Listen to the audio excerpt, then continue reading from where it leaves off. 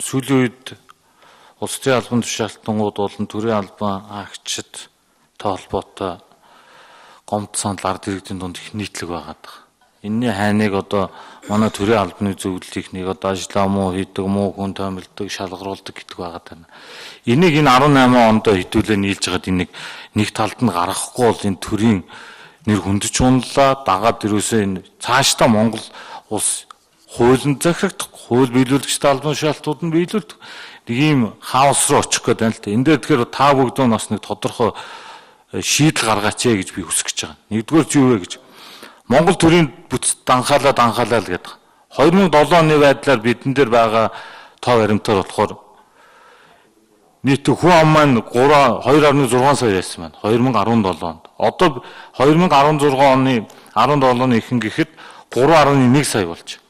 Гэтэл бид 500 мянга гаруй хүн ам нэмэхэд одоо статистикийн газраас гаргасан байгаа төрийн албан агчтай холбоотой статистик тоо баримт маань 48 мянгаар нэмэгдсэн байгаа байхгүй юу?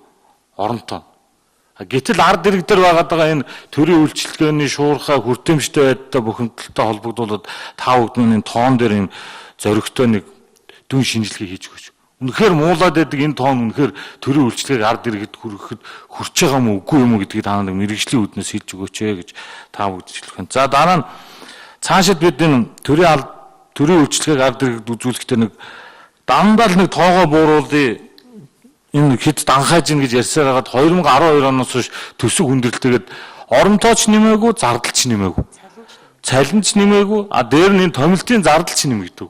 Тэгэл энэ аудит болон бусад газраас дүгнэлт гаргахаар төсөв хэтрүүлэн зарцуулсан гэдэг. Тэр нь бодит үнэнээр тэр нэг хитэн зардлуудын одоогийн нөхцөлд нэмээгүйгээс болоод бүгд буруутан болж харагдаад байгаа маа гэдгийг бас та бүгд. Цаашид зохистой хэмжээ гэдэг юм дээр очив. Зарим нэг албан тушаалтныхын тоог бууруулъя, зарим нь би бол нэммээр байна. Энэ дээр та бүгд мань зоригтой мэрэгжлийн үгээр бас ард иргэдэд хэлээч. За сүүлийн үед яриад байна төрийн албан агчдын чадвар муудсан байна гэдэг. Гэтэл бид нар ерөөсөө энэ ажилчдынхаа механик ажлыг бууруулах талаар энд оройтой хөрөнгө оруулалтууд хийж өгөхгүй байгаамаа. Гэтэл дэлхийн нийт цахимжуулаад хөдөлмөрийн ажлын ачааллыг бууруулах, хөдөлмөр хөнгөвчлөх, санал төгсөлд гаргаж байгаа хүн бичиж ирээд нэг нь бичих хэрэг дүүх албан ёсоор өгдөг, буцааж бүртгэдэг, хэд ашиглаж байгаа техник хэрэгслүүд дээр та нар бас энэ төрийн албан агчдын энэ дээр нэг дүгнэлт гаргаж өгөө гэдгийг та бүгдээс хүсэж байна.